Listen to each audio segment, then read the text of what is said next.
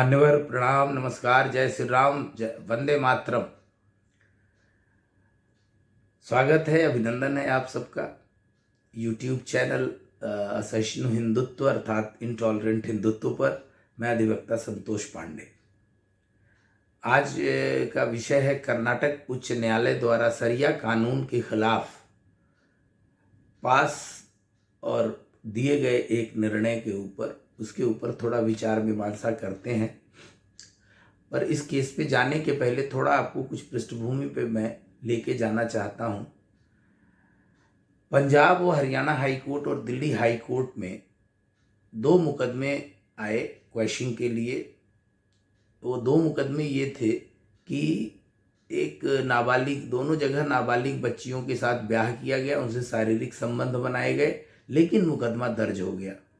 दोनों जो married persons थे या जो पतिदेव लोग थे, वो दोनों दो जगह अपना अपना हाई कोर्ट में गए, क्वैशिंग लगाया और उसमें उनके अधिवक्ताओं ने ये दलील रखी कि सरिया कानून के आधार पर और इस्लाम में बच्ची अगर 15 वर्ष की हो जाए अथवा उसका मासिक धर्म शुरू हो जाए तो उसका ब्याह किया जा सकता है और वो अवैध नहीं होगा।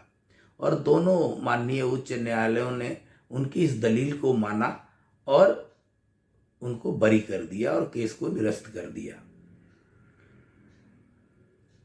दोनों माननीय अदालतों ने चाइल्ड मैरिज एक्ट या बाल विवाह कानून या protection of child from sexual offences act पर भी कोई ध्यान नहीं दिया, उसकी कोई सुनवाई नहीं की और पर्सनल लॉ को प्रिवेल किया, उन्होंने ओवर रूल किया पॉक्सो एक्ट को और चाइल्ड मैरिज एक्ट को।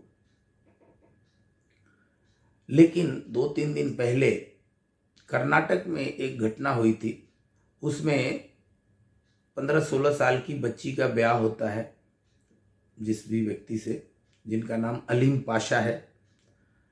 और उस बच्ची की तबीयत खराब हुई, वो हॉस्पिटल ले जाई गई दिखाने के लिए। वहाँ जब मेडिकल ऑफिसर ने चेक किया उसकी उम्र और चेक किया तो वो प्रेग्नेंट थी। और जब वो गर्भवती थी तो मेडिकल ऑफिसर ने इसे पॉक्सो एक्ट का उल्लंघन मानते हुए पुलिस को सूचना दे दी। पुलिस के सब इंस्पेक्टर महोदय आए, उन्होंने जांच परख की और उन्होंने, वो कंप्लेनेंट बने और उन्होंने उसमें क्या किया कि मुकदमा दर्ज कर दिया। मुकदमा दर्ज किस किस धारा में हुआ? एक तो चाइल्ड मैरिज एक्ट में हुआ, चाइल्ड मैरिज एक्ट बाल विवाह कानून की धारा 9 व 10 के तहत, और दूसरा जो है सेक्शन 4 और सेक्शन 6 अर्थात धारा 4 और 6 और पॉक्सो एक्ट की, इन धाराओं में मुकदमा दर्ज हो गया और बाबूजी जेल भेज दिए गए। मुकदमा चलते रहा, उसके बाद उन्होंने बेल लगाई होगी, नीचे से सेशन कोर्ट से खारिज हो गई। उसके पश्चात वो हाई कोर्ट पहुंचे। हाई कोर्ट में जस्टिस राजेंद्र बडमिकर साहब ने सारी दलील सुनी। वही दलील दोहराई गई कि हमारे यहाँ मुस्लिम लॉ प्रिवेल करता है, 15 साल की बालिका है या उसका मासिक धर्म शुरू हो गया हो तो उसका ब्याह किया जा सकता है, उसके साथ शारीरिक संबंध भी बनाया जा सकता है, और वो अगर प्रेग्नेंट होती है, गर्भवती होती है तो ये कोई अपराध नहीं है। लेकिन जज साहब ने अपना जो ये दिया, उस केस को खारिज करने से मना कर दिया, यानी क्वैश करने से मना कर दिया।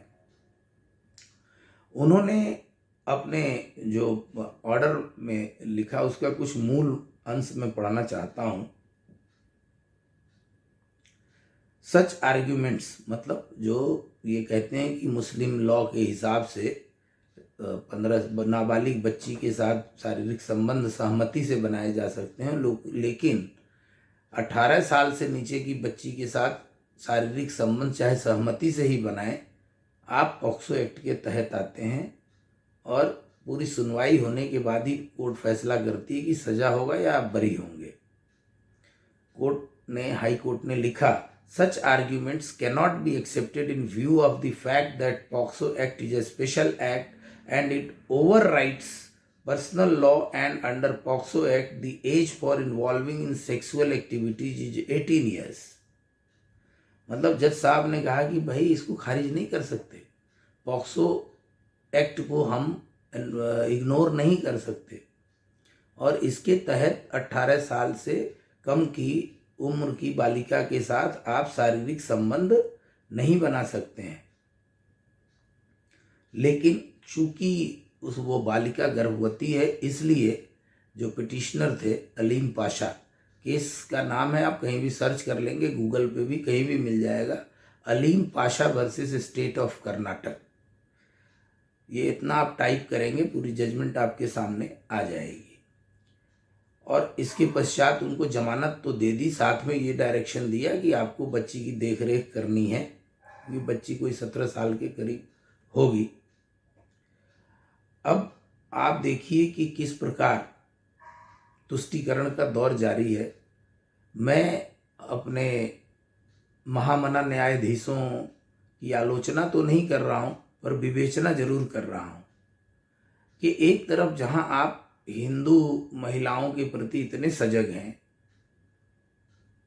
कि किसी भी प्रकार की कोई बात होती है उसमें क्वेश्चन की तो बड़ी दूर की बात है, शायद बेल भी मिलना पॉक्सो एक्ट में मुश्किल नहीं है। हम लोग कई केसेस ऐसे कर रहे हैं जिनमें 18 साल में मात्र 6-7 महीना कम है बालिका की उम्र, और सहमति से शारीरिक संबंध बनने के बाद भी उस लड़के के ऊपर, शादी कर लेने के बाद भी, चाहे वो अवैध हो और सहमति से संबंध बना है, इसके बावजूद भी लड़के के ऊपर किडनैपिंग और रेप और अन्य धाराओं में मुकदमे दर्ज हैं और वो जेल में बंद हैं। उनकी कोई बेल नहीं है। ट्रायल होगा, ट्रायल के बाद कोर्ट फैसला लेगी कि इनको छोड़ा जाए या बरी किया जाए, रहने दिया जाए। अब इसमें एक और नया ट्विस्ट आया है। जो ये जजमेंट था Punjab and Haryana high court का, उसको जो हमारे केंद्र सरकार की संस्था है, commission for the protection of child rights यानी NCPCR, तो NCPCR ने इस पंजाब हरियाणा हाई कोर्ट के फैसले को चुनौती दी है माननीय सुप्रीम कोर्ट के समक्ष कि ये जो यहाँ पे जो ऑर्डर आया है, ये जो है वायलेशन है चाइल्ड मैरिज एक्ट का, protection of prevention of child marriage और पॉक्सो एक्ट का, और इसकी सुनवाई किया जाए, इसे सूचीबद्ध किया जाए। और माननीय उच्चतम न्यायालय ने NCPCR की अपील को सुनवाई के लिए सूचित कर दिया है। अब देखिए कितने पापा चाचा ओवैसी इस तरीके के लोग और मुल्ला मौलाना देवबंद बरेलवी सारे खड़े हो जाएंगे कि ये हमारे इस्लामिक कानून में अनावश्यक हस्तक्षेप है। और जो ये सारे महिलाओं के समर्थन में बोलने वाले जो तुष्टिकारक नेतागण हैं, चाहे वो किसी भी दल के हों, वो अब इसमें मीन मेख निकालना शुरू करेंगे कि कोर्ट ने गलत किया, यात्रा निकालो, रैली करो, धरना करो, प्रदर्शन करो, हमारे शरिया लॉ में आप इंटरफेयर क्यों करते हैं। यूनिफॉर्म सिविल कोड की बात जैसे ही होती है, समान नागरिक संहिता की, सबके तोते उड़ जाते हैं, सबके बाल खड़े हो जाते हैं। मुझे समझ में नहीं आता कि हम कौन से भारत में जी रहे हैं और कौन से भारत में हमारे बच्चे जिएंगे, जहाँ 10 प्रकार के समाज का 10 प्रकार का अलग अलग कानून होगा। ऐसा क्यों है? ऐसा संविधान ही क्यों है? इस पूरे संविधान में जहाँ जहाँ ये चीज़ें हैं, 100 साल में चीज़ें बदल जाती हैं।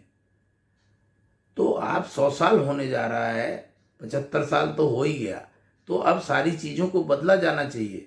1861 का जो भारतीय दंड विधान है, वो अपना गवाही अधिनियम है, चाहे जो प्रोसीजरल कोड है, criminal procedure code, civil procedure code, सब में बड़े बदलाव की ज़रूरत है।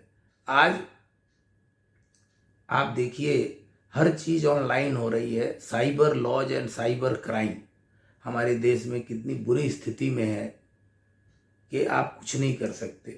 आप यहाँ तक रोक नहीं लगा। हैदराबाद में हमने कितना पढ़ा है कि छोटी छोटी बच्चियों के साथ अरब के सेख आते हैं, निकाह करके ले जाते हैं, या कॉन्ट्रैक्चुअल वो 6 महीने के लिए ब्याह करते हैं और उनके साथ दुष्कर्म करते हैं, शारीरिक संबंध बनाते हैं, पर उसके लिए कोई मुसलमानों का नेता कुछ भी बोलने को तैयार नहीं है।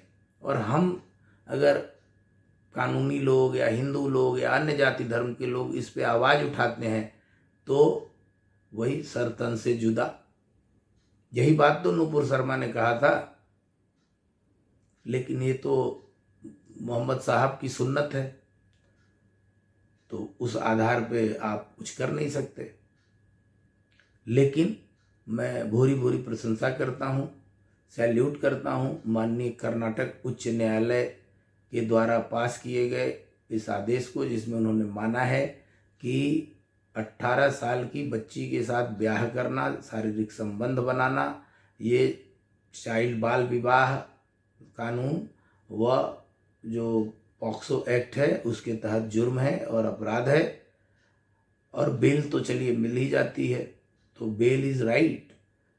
और वो पति पत्नी बन चुके हैं एज पर दी सरिया कानून, तो इसलिए माननीय उच्च न्यायालय ने उनको बेल तो दे दी है, लेकिन मुकदमा चलेगा, वो अपील में भी आएंगे निश्चित तौर पे।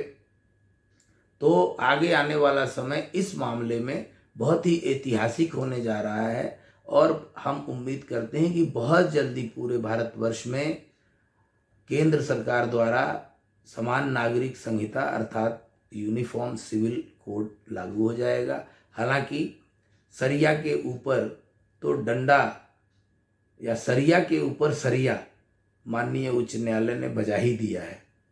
तो इसी के साथ अगले अंक में फिर मिलेंगे और निवेदन है कि इस पोस्ट को लाइक करें, शेयर करें अधिकाधिक और सब्सक्राइब करें मेरे चैनल को। धन्यवाद। जय श्री राम, जय भारतवर्ष, जय माँ भारती।